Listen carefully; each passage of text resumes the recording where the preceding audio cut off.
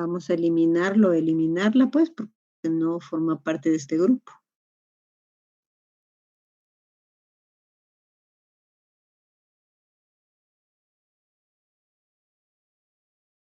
Bueno, vamos a dar inicio a la clase del día de hoy.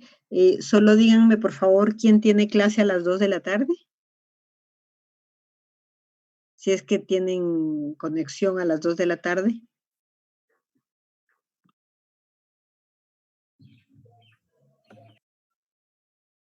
Repito la pregunta, ¿quién tiene clase a las 2 de la tarde? Bueno, entonces como nadie tiene, podemos seguir de frente después de las 2 de la tarde. Yo tengo, doctora. ¿Quién eres tú? Michelle. Bueno, Verónica. Ok, bueno, entonces tú te retiras cuando sean las 2 si es que tienes conexión a esa hora, ¿está bien? Sí, gracias, doctora. Siguiente pregunta, ¿quién es solo un corazoncito?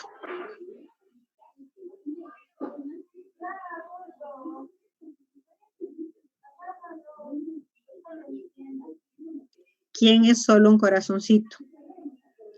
Bueno, lo mando a la sala de espera, entonces.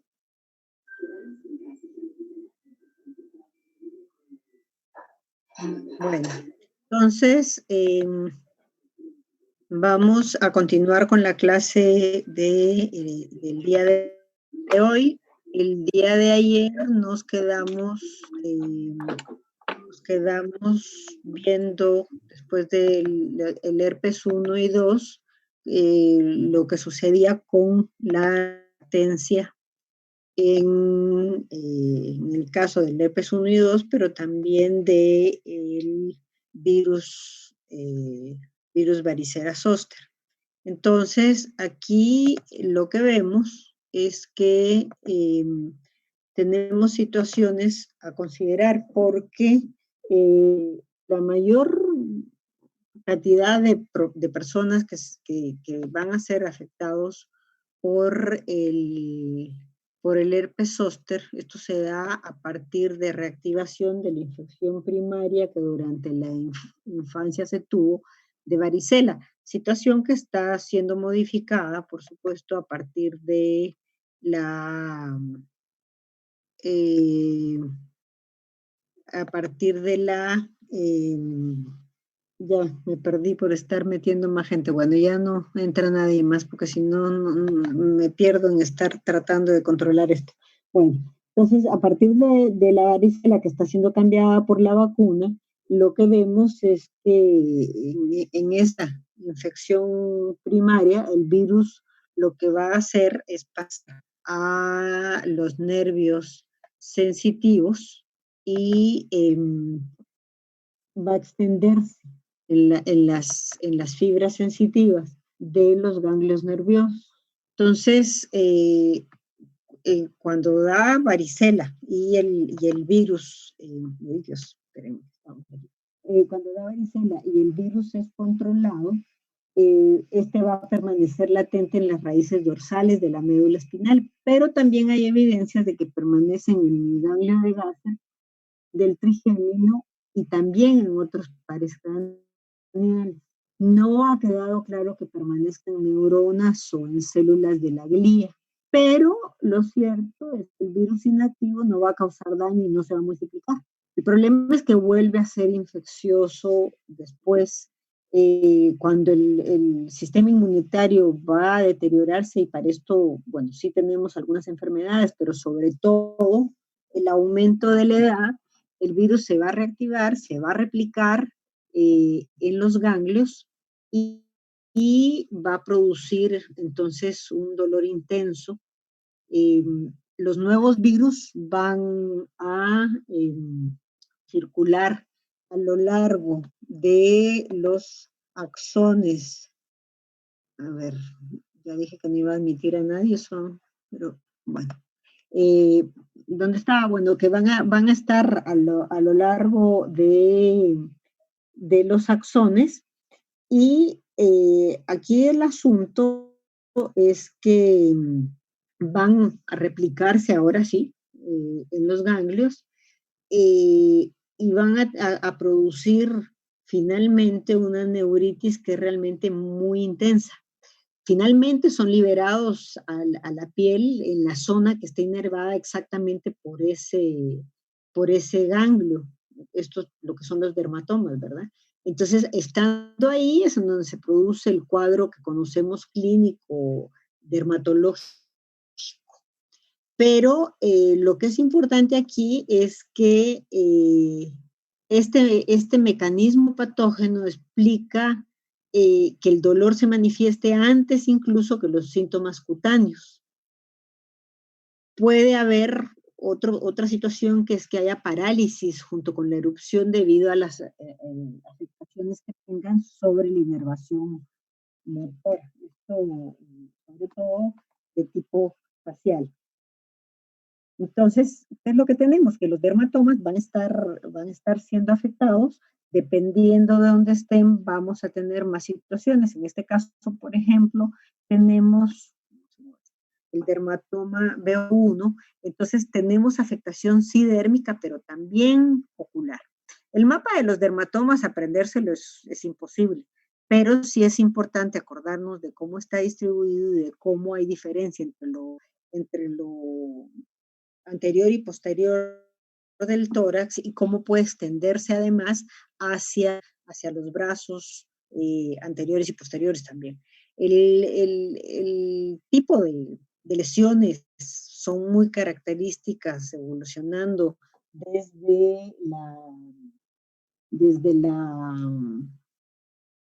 vesícula hasta llegar a pústulas. Pero lo que es importante es que los primeros síntomas del zóster son inespecíficos, entonces podemos tener, además de fotosensibilidad, cefaleas, febrículas, puede haber malestar general antes de que esto siga, y después en la zona que va a ser afectada puede haber una situación de alteración nerviosa, con parestesias, con hiposensibilidad, y que es a donde va a aparecer finalmente la erupción cutánea.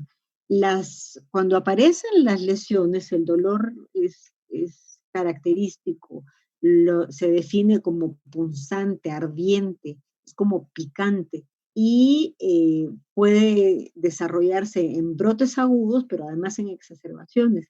El problema es que la hiperestesia que está presente puede anteceder, aparece el brote, pero el problema es lo que sigue después, en donde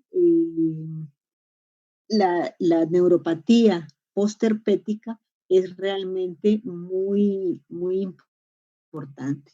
Entonces, aquí, después de las vesículas, vamos viendo que las ampollas se van llenando de un fluido seroso y hasta después se da paso a las pústulas. Puede haber en algún momento por rascado este tipo de lesiones que realmente no es que evolucionen hacia la úlcera, sino que por rascado se produce. Tenemos otras situaciones en donde las manifestaciones tienen que ser ubicadas perfectamente porque están involucrando a más de un dermatoma. Entonces, en el caso por ejemplo, no es más de uno porque estamos viendo que este dermatoma es extenderse hacia los brazos. Pero esta es una determinación que es importante porque la intervención con aciclovir va a estar dada finalmente por el involucro que todo esto tenga. Entonces, el diagnóstico pues es finalmente sencillo porque si ya la erupción apareció, vamos a ver historia, vamos a establecer si hubo vacunación o no, si hubo varicela en la infancia. Antes de que esto aparezca, pues es muy difícil de diagnosticar, es muy inexacto todo. Pero al momento de tener la erupción,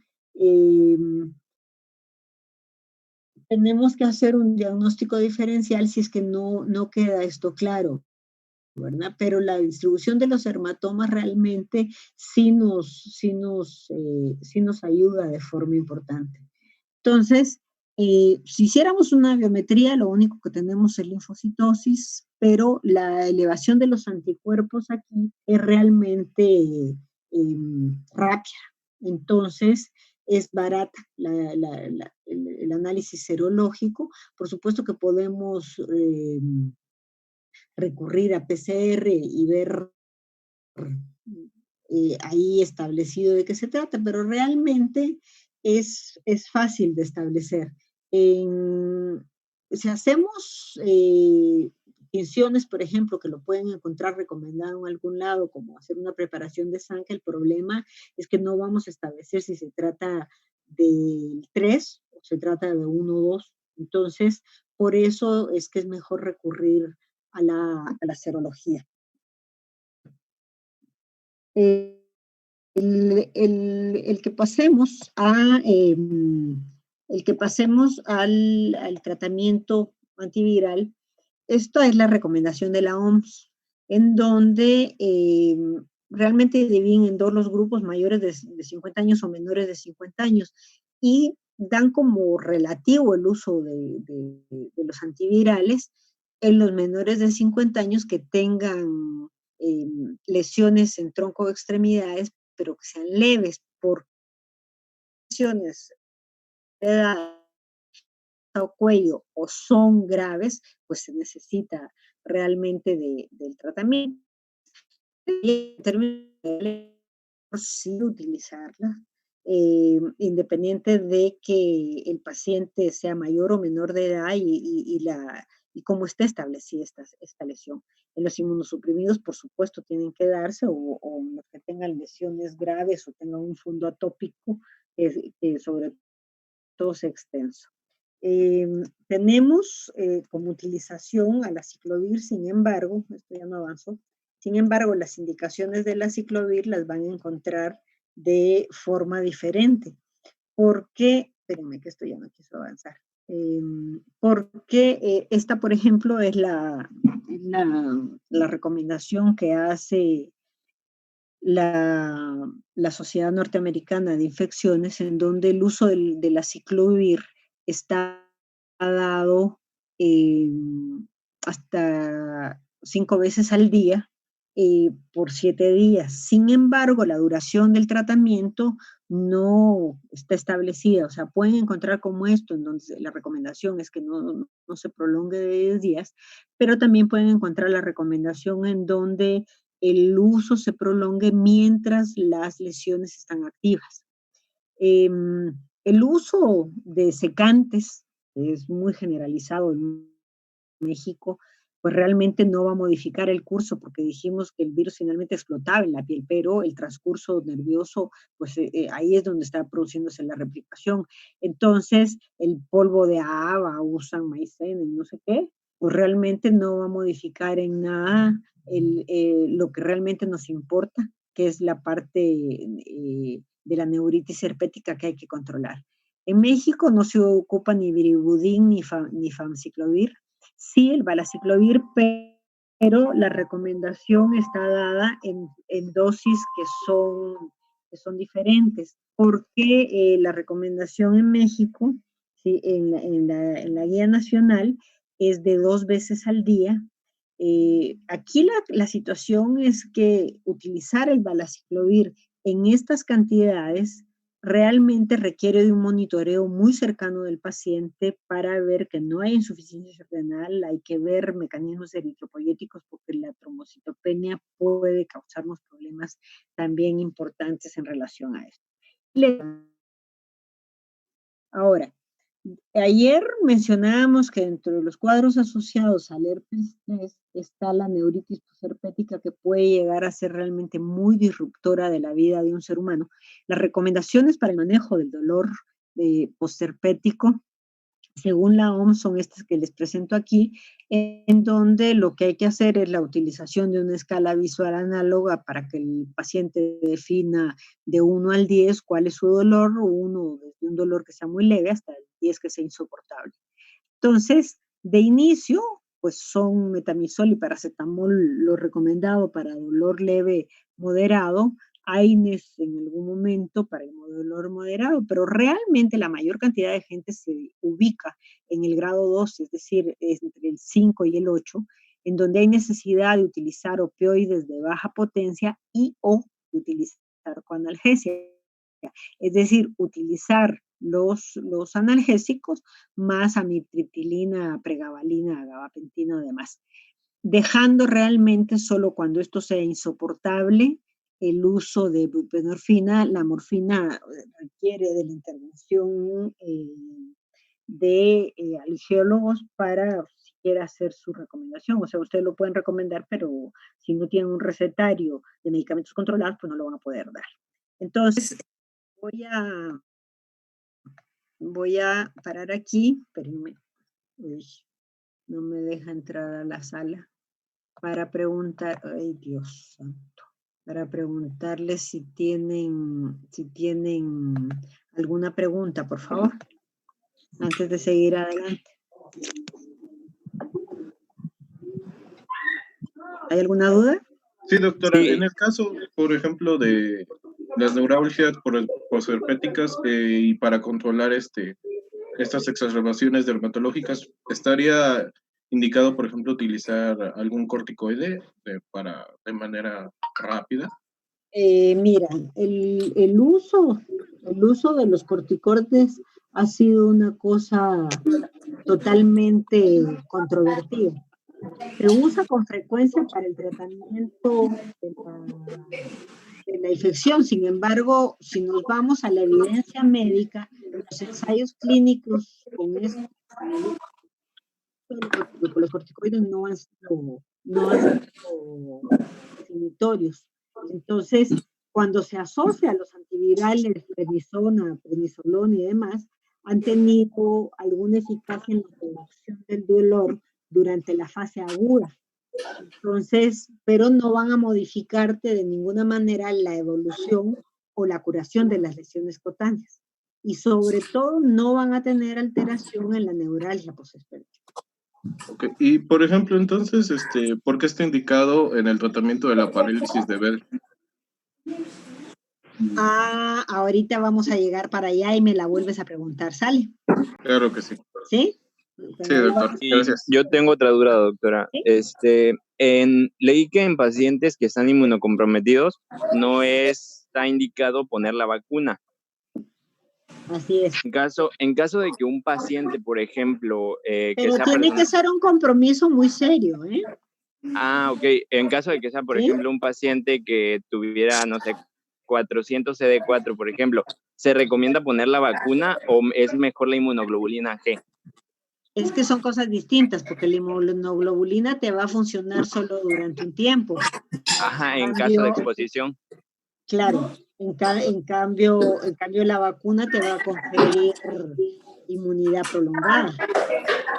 ¿Sí? Ok. Sí, entonces, por eso son como cosas distintas. ok. ¿Sí? ¿Vale? Gracias. ¿Alguien más? Doctora, tengo otra pregunta. Sí. ¿Quién primero? Sí, dime. Sí, por ejemplo, ¿qué tan recomendado No, mami, sería? espérame, todavía no me sirvas. Ay, ¿qué onda? ¿Qué tan recomendado? ¿Pueden, por favor, apagar sus micrófonos y dejar a quien quiere preguntar nada más, por favorcito? Sí, perdóname. No se preocupe, doctora. ¿Qué tan recomendado sería que, por ejemplo, los pacientes que tienen esta neuralgia posherpética, obviamente por el dolor tan intenso que llega a aparecer después de la, digamos, de la reaparición del virus en la zona, por el herpes zóster, qué tan recomendado sería practicar una denervación en la zona para que posteriormente, pues, el paciente no pudiera sentir el dolor tan grande y tan intenso que padece por... No, porque te metes en más complicaciones. Además, ¿cómo vas a saber exactamente a qué nivel vas a producir la desenervación? ¿Cómo Okay. vas a ver en qué punto vas a estar con esto? ¿Sí? Sí. Ok, gracias, ¿Sí? doctora. Ok. Bueno, entonces, si no hay más preguntas, seguimos adelante, ¿sí? Bueno, entonces nos vamos a la joya de la corona aquí con la mononucleosis infecciosa. Entonces, no, déjenme poner los muditos porque si no es imposible. Listo, están todos mudos. Entonces, la mononucleosis infecciosa está producida por el virus de Epstein-Barr, pero realmente este virus de Epstein-Barr, que ha sido asociado solo a esto, causa bastante más daño.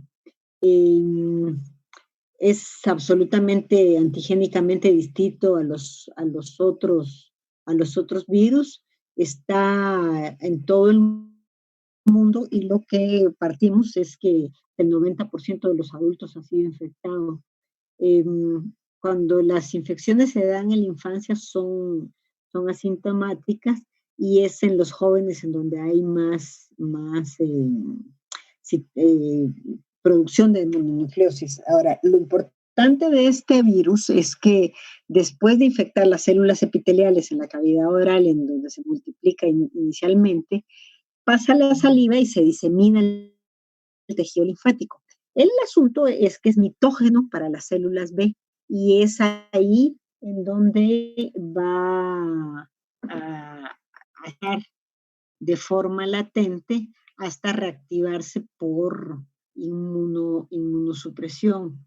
Entonces, aquí la cuestión es que la inmunidad celular va a permanecer importante en el control de la infección cuando ésta se presenta, y en los niños por eso es asintomática. En los adolescentes y adultos jóvenes puede darse por reactivación a partir de cambios no establecidos. Entonces hay un par de referencias ahí de que las reactivaciones están dadas por problemas particulares en un adolescente en un momento determinado, pero una cosa que sí sucede es que las infecciones reactivadas también pueden ser generalmente asintomáticas. Entonces, cuando es sintomático, lo que vamos a tener es 2 semanas antes de que empiece decaimiento, malestar, anorexia, fiebre. El asunto es que en los adolescentes la flojera, digamos, para no ponerlo como término médico de decaimiento, es un dato que está perfectamente alineado con los cambios físicos y hormonales que el adolescente está presente. Entonces, a la hora de hablar de decaimiento es porque los padres llegan y dicen, no, pues este chico era flojo, pero ahora está más flojo que nunca, y además quiere comer menos, ¿no?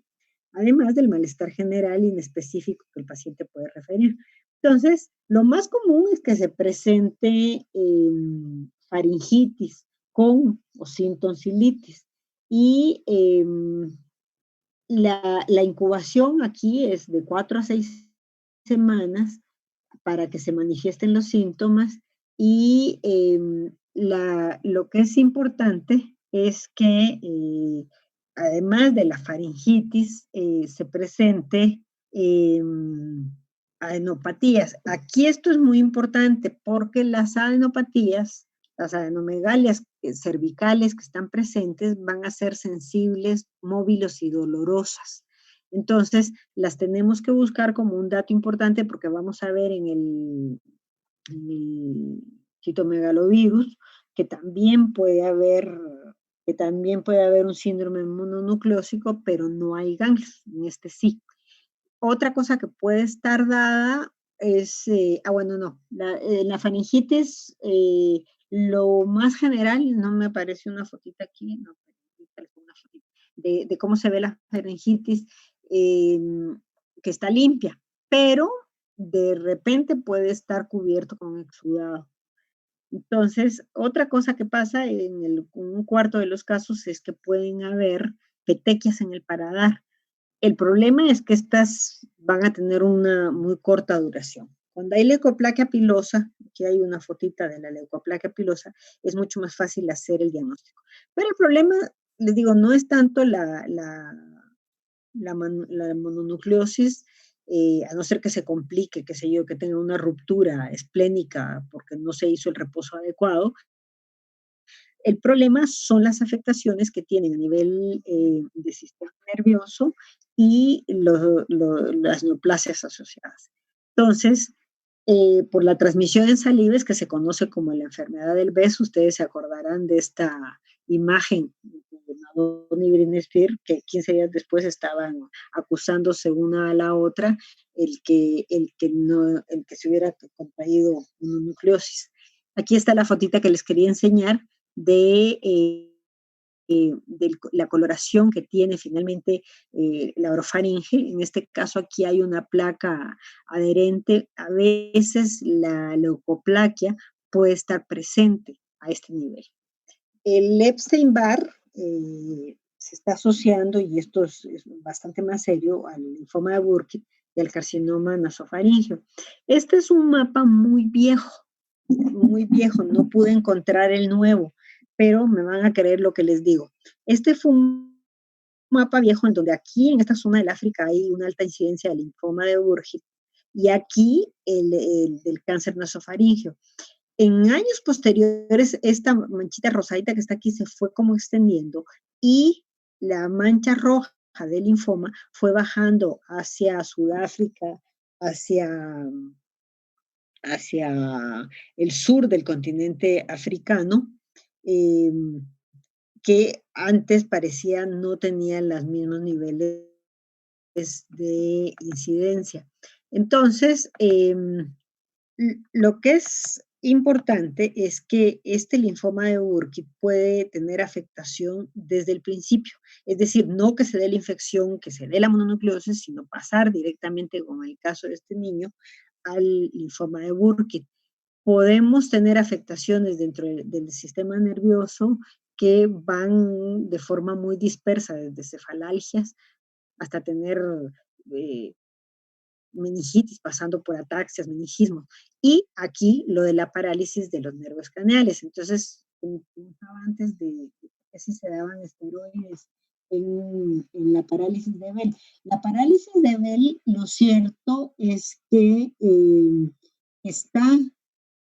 puede estar relacionada con el herpes zóster, pero la parálisis de Bell también está asociada al VIH, a la enfermedad de Lyme, a problemas de oído medio y a sarcoidosis.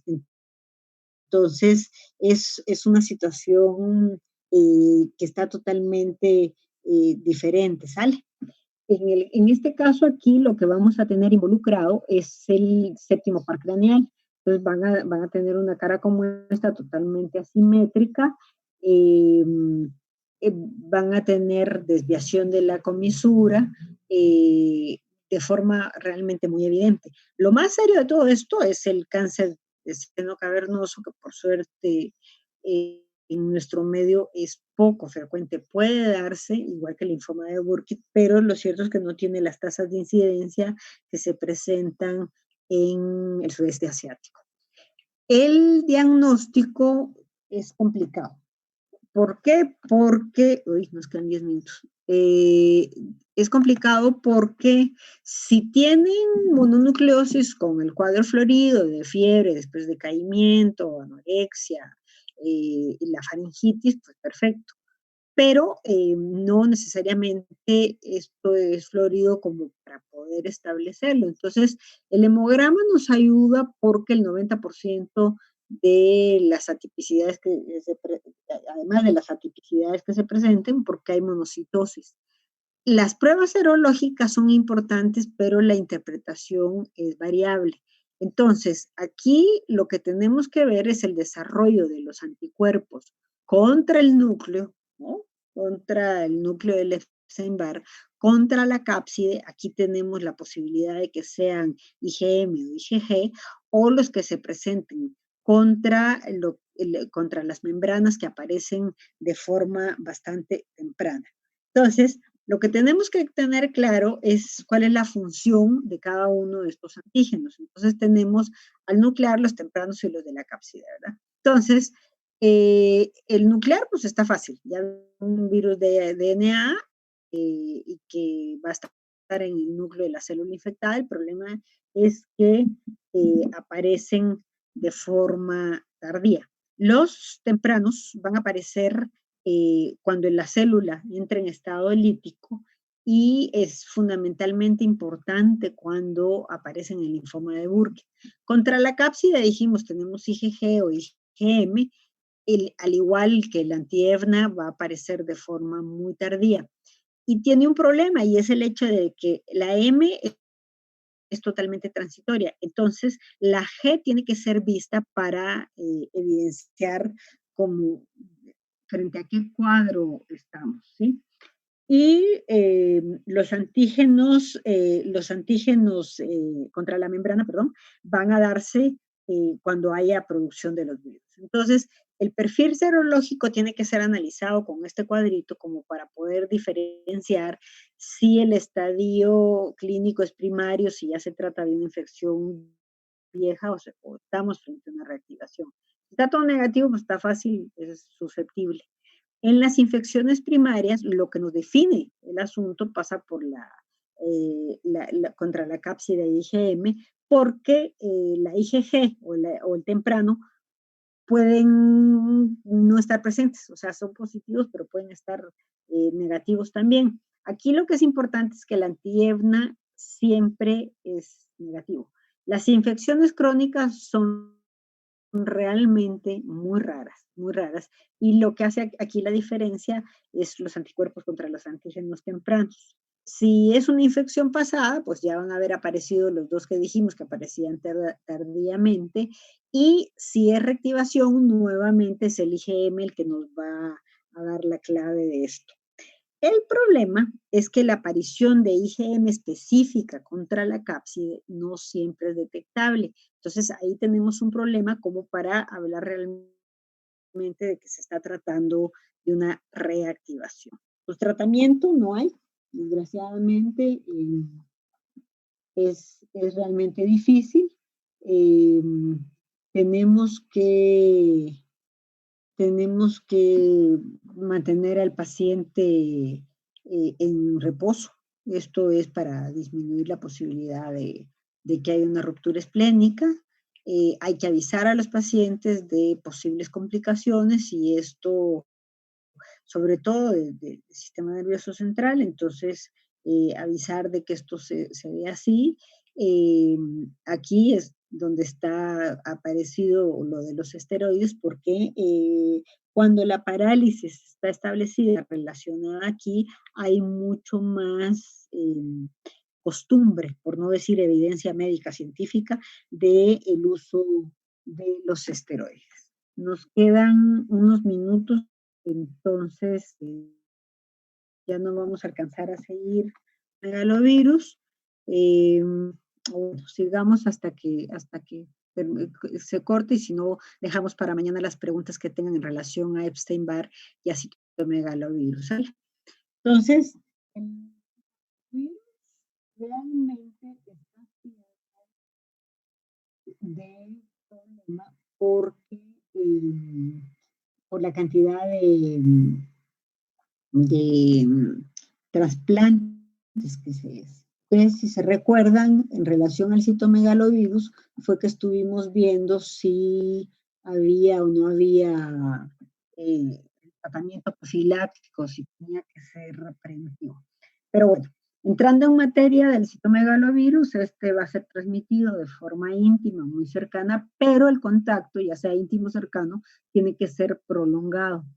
Puede también haber transmisión a partir de sangre o en trasplantes de órganos, lo que les decía de por qué es importante. En el mundo entero hay citomegalovirus, generalmente se adquiere muy tempranamente, y una diferenciación que hacen con los países desarrollados y subdesarrollados es que nosotros finalmente desarrollamos anticuerpos séricos en casi todos nosotros. Teniendo problemas con los inmunodeficientes, hay más reactivación en mujeres. No me pregunten por qué, pues no sé por qué las mujeres tenemos más, pero epidemiológicamente lo que se ha establecido. El asunto es que la latencia de este va a estar dada en los leucocitos mononucleares y en órganos como riñón y corazón. La mayor cantidad de las infecciones se quedan ahí, son asintomáticos. Sin embargo, cuando se producen los síntomas, lo que vamos a tener es fiebre elevada, escalofríos, fatiga, malestar, mialgia, cefalea, también esplenomegalia, en un cuadro que es similar a la mononucleosis. La situación es que cuando se produce este mononucleosis-like del citomegalovirus, la faringitis ya no es limpita como en la fotita que les enseñaba, sino que es exudativa, y lo que les decía que las adenopatías cervicales son raras. Ahora, la afectación puede estar dada de forma general. Tenemos riesgo a partir de distintas situaciones, pero fundamentalmente la inmunosupresión la que va a solucionar los problemas o pulmonares o intestinales o oftálmicos que puedan darse. Para efectos prácticos, si decimos ya tenemos anticuerpos, el problema es que la presencia y la reactivación a partir de la inmunosupresión a la que se mete a los pacientes es que se pierda el injerto, que se pierda el trasplante. En los pacientes con SIDA, lo más común es que se produzca retinitis citomegálica. Aunque sabemos que puede haber infección severa en distintos órganos. Si tienen la retinitis, lo que van a encontrar es este tipo de exudados y sangrado. Uno de los peligros de la enfermedad citomegálica en donde se establezca es precisamente la posibilidad de sangrados. Entonces, pueden haber sangrados intestinales, pueden haber sangrados estomacales. El tipo de infiltrado, si ustedes se dan cuenta, lo que encuentran aquí de algodonoso en el ojo, en el fondo de ojo, es similar a lo que se va a presentar dentro de las radiografías, porque esto no se da de forma generalizada en todos los campos pulmonares. Y lo que decíamos es que la infección más severa es la congénita. Se da si ocurre infección primaria en la madre, y el problema es que se presenta una infección generalizada que afecta al sistema nervioso central, al hígado de los niños. Puede haber convulsiones, neumonitis, encefalitis, y la situación aquí pasa porque hay una tasa muy elevada de letalidad en los casos infantiles. Por suerte no es lo más común, pero es importante que lo conozcan. El diagnóstico va a estar dado por la presencia de las células citomegálicas que al tener inclusión intranuclear van a darnos, esperen, aquí está la imagen, nos van a dar la imagen esta como de ojos de